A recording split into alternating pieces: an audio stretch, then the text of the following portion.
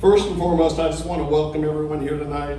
We are truly honored and thrilled that you're here as we begin this weekend celebrating the marriage of Courtney and Garrett. Ooh, that's way too early, David. Way too early to get emotional. Okay. I also want to specifically thank Paul and Cheryl Berry for all of their hard work putting this rehearsal dinner together. So my first toast tonight to the Berries. Thank you for putting this together. Cheers. Really appreciate it. So for those who haven't met me, my name is Scott Jackson. I'm the FOB, father of the bride. Thanks for clarifying. So I've been thinking about this speech for at least 6 months. I knew where this was headed, and I began dreading this speech, as Courtney knows. I've spent hours looking through old photos, videos, reading old texts, emails. I think I have every text and email dating back to 2005, and I've read most of them. They're pretty funny. And I even reread all my Father's Day cards that Courtney had given me through the years. Our borderline hoarding tendencies paid off. But it's been so much fun reminiscing. However, with each passing day, I can tell you my anxiety level grew because public speaking is just not my deal. Earlier this week, it occurred to me that writing a Fathers of the Bride speech is a lot like our children. They are a lot more fun conceiving. Not again. They are a lot more fun conceiving than the actual delivery. So this is the last time we have to say that. Familiar?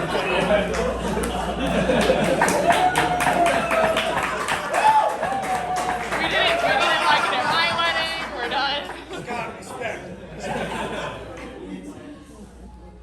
Okay, so let me say a few things about Garrett. So Missy and I, that was a really rough transition. So Missy and I first heard about Garrett in October 2020. Courtney mentioned she had been on a date with a guy introduced by a mutual friend of theirs. We really didn't think much of it, to be honest, until a month later when Courtney told us they were officially dating. Exclusively, I think is what she said. So it was at this point that I did what I always do. I launched into my research and due diligence routine. Background check. Yeah, background check. Nothing, really nothing serious to start. I basically checked out social media. But unfortunately, Garrett is a lot like Courtney, and she just doesn't post that much. He just doesn't post that much. So that was a little disappointing. But I still took notes. I was expecting a lot more notes, but I still took notes. And well, what do you know? I found my notes. I found my notes 2 or 3 weeks ago, and I thought y'all might enjoy hearing what I wrote down. Oh my God! Dossier. So, Garrett Berry notes. It's dated 11/25/2020. It's page 1 of 1. I think I was expecting a lot more. So, number 1, I said he's from San Antonio.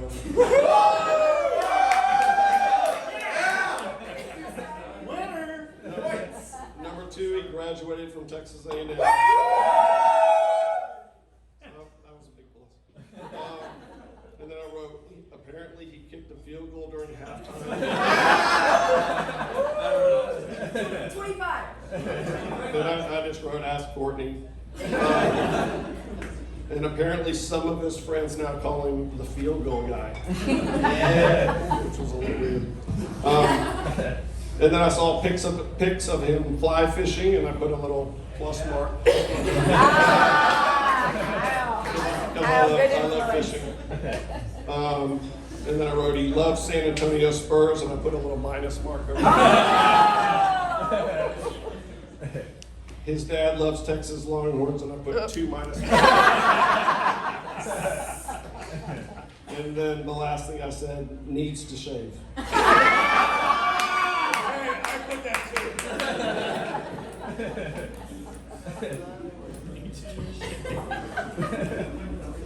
So a month later, Courtney asked the entire family to meet Garrett for breakfast during the Christmas holidays. We knew at that point that this relationship was a little different. It was the very first time that Courtney had introduced us to someone she was dating since high school, and really just the high school introduction was just because he had to come over and he couldn't always drive. So since that breakfast, we have gotten to know Garrett a little bit better. And while I don't know him well yet, I would like, as I would like yet, here's what I do know about Garrett.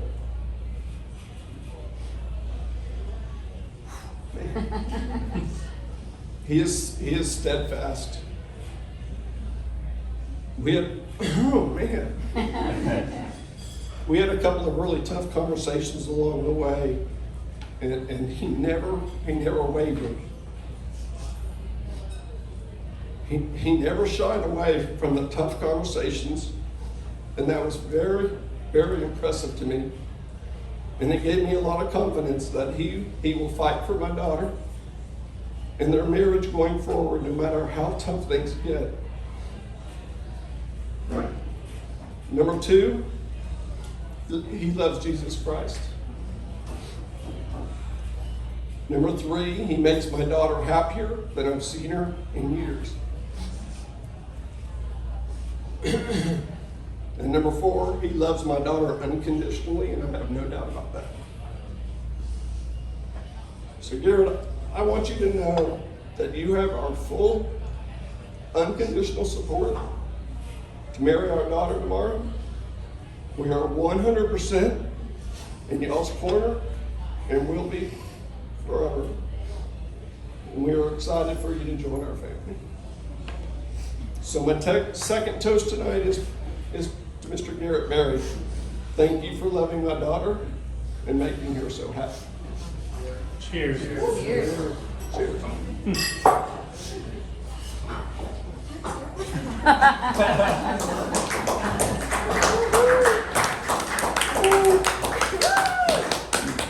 So that was the easy part. And we're not even halfway. So now let me say a few things about my daughter, Courtney. Courtney and I have always shared a very special relationship. We bonded over sports, a few sitcoms from the 80s and the 90s that we watched over and over, and our dry, very sarcastic sense of humor that often we alone think is funny. And mostly sports were the sweet spot of our relationship, which included hunting and fishing. It was quite clear from an early age that Courtney was naturally athletic and fiercely competitive. Fiercely competitive. However, it was also very clear that she was physically tiny. Not small, tiny. So Courtney and I had lots and lots of conversations about overcoming her size, using it as motivation, and the need for her to work harder than her competition.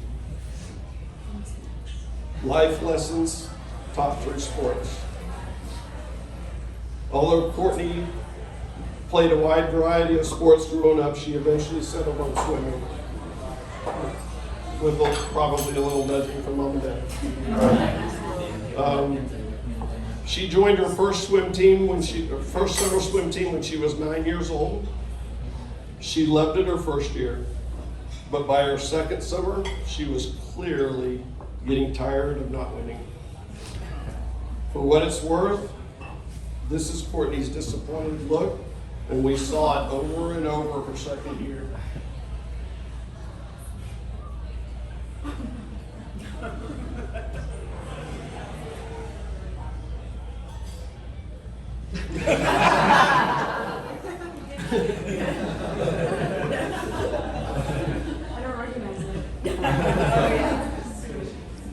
and she did not like to lose. She eventually came to us and told us she wanted to swim year-round on a club team, and she wanted to start immediately. Her motivation was to dominate Summer Swim League. Those were her words. And she wanted to do it by the following summer. And she worked her tail off for the next 9 to 10 months. 2 to 3 hour practices at least 4 to 5 days a week. She was motivated, to say the least. So fast forward to the following summer. She was 11 years old, competing in the 11 and 12-year-old group, and still tiny. And she dominated from the very first meet all the way through championships. It was truly so amazing to watch all of her hard work pay off. So I brought a video today of 11-year-old Courtney, because I keep saying she's tiny, but I don't think you realize. And this is Courtney swimming backstroke at championships as an 11-year-old against 12-year-olds. And you'll see just how small she was. She was swimming against giants. In the video, she is literally half the size of the girls next to her. The girl next to her had beaten her earlier in the summer. And Courtney decided at championships she would swim the entire first lap underwater. It worked like a charm, and she coasted to victory. It was eventually outlawed. They changed the rules because of this. Yeah. Oh. Garrett probably knows they changed the rule next year. The amount of times I've heard, you're Courtney Jackson's sister. She's the cool girl. Not cool, just pass. Oh my gosh. Oh, that's awesome. This is Courtney. Oh my God.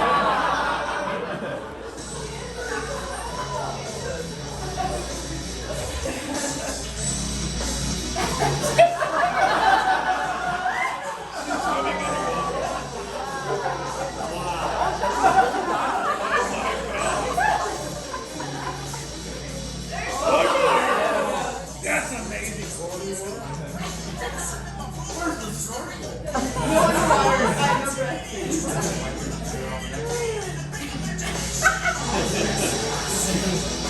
I also told her when she finished, make sure you make eye contact with that girl.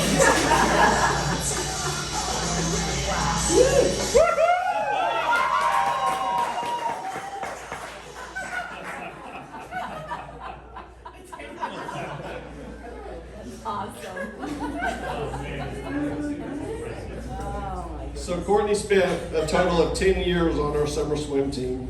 During those 10 years, she broke 14 team records and 2 league records.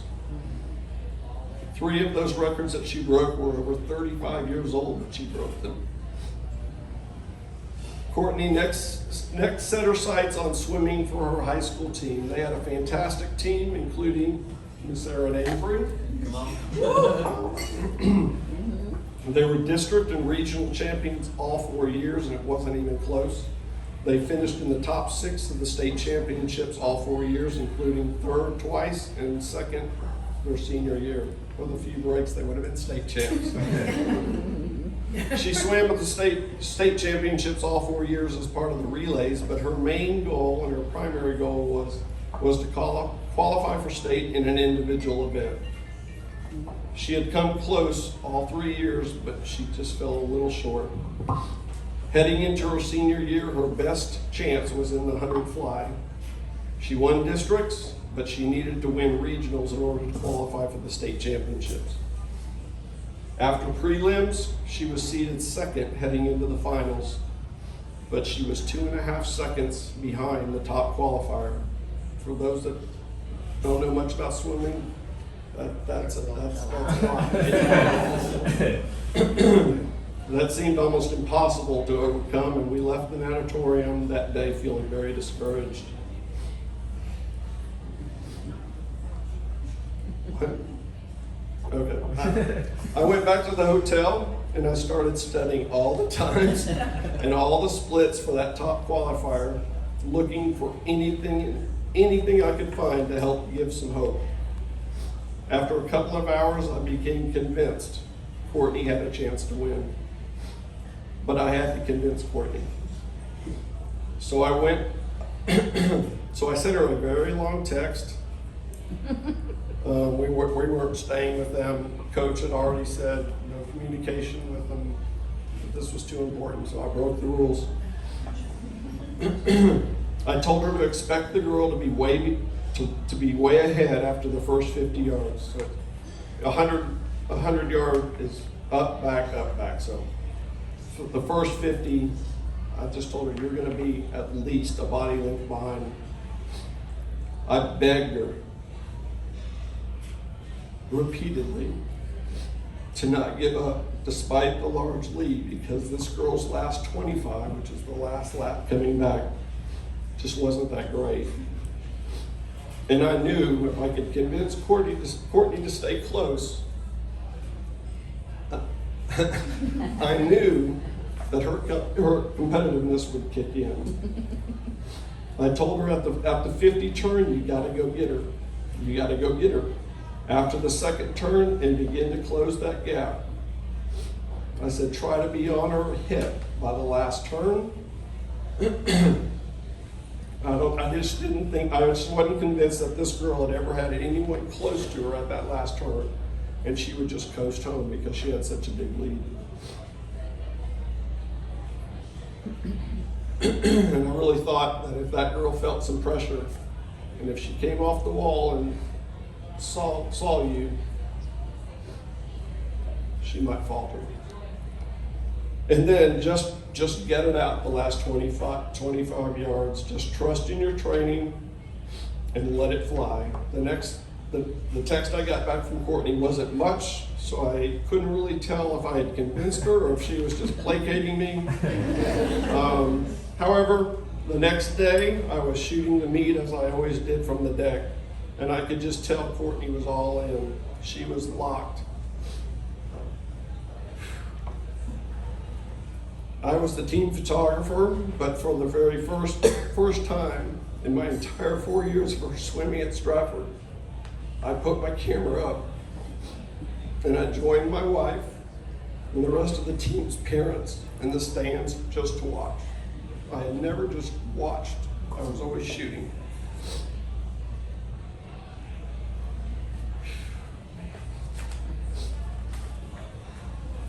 We even handed off our video camera to another parent to shoot. Missy and I were free just to watch. And then we watched our daughter's very last chance to qualify for state. And this is what we saw. She's in the 4th lane from the top, but she will know it's Courtney because she's in 2nd place almost the entire race.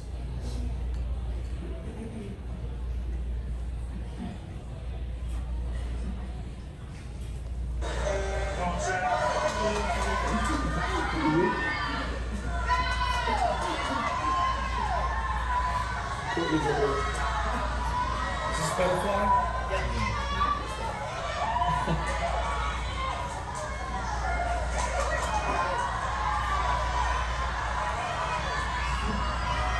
She's a full body length behind at this point.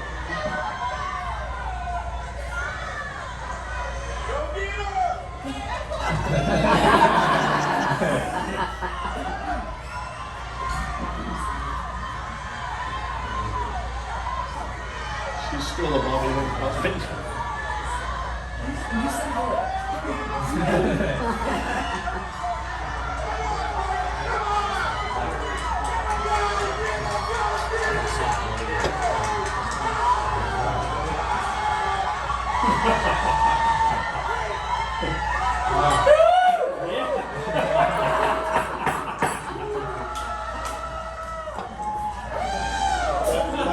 You lost control of your phone. That's Aaron's dad. That's Aaron's dad. Yeah, that last guy with the female screen was. Probably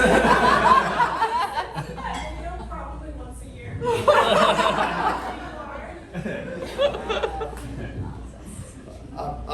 I know I have watched that video at least 1,000 times. So Courtney dropped nearly 3 seconds off of her prelim time. She crushed her personal best time and was off to the state championships. So if you want, I know most of you guys know her from college, with the possible exception of Aaron knows her a little when she was younger. But if you want to know who Courtney Jackson is, that was Courtney Jackson. She's such a fierce competitor and routinely performs her best under pressure. I know I'm biased, but I think my daughter is a total badass. Not because she broke records in summer swim league or because she qualified for the state championships as a senior in high school, but because of her determination, her perseverance, her resiliency, and her hard work. The lessons she learned through sports will last a lifetime and serve her well in anything she chooses to do. Courtney,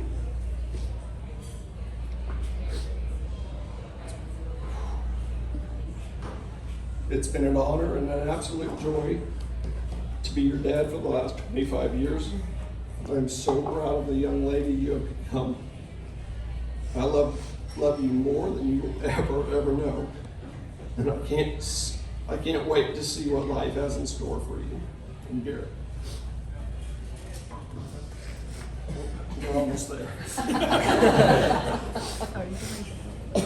So I know I need to close. I think my 10 minutes are nearly up. You're about to. There was a line at the end of the movie when Harry met Sally that I think is just perfect. And it goes something like this. Someday, when you realize you want to spend the rest of your life with somebody, you want the rest of your life to start as soon as possible. I get that. A sincere congratulations to you both for finding your special someone, and tomorrow, your someday begins as you start the rest of your life together in front of all your family and friends. You've got an amazing support system, and I hope all of you continue to be their support system. So everyone, please raise your glasses and join me in toasting the happy couple. May your journey together be a glorious one. May you be blessed with all the joy and happiness imaginable. And many years from now, when y'all look back on your wedding day, I sincerely hope you find that it was the day that you loved each other the least. We love you both. Cheers. Cheers.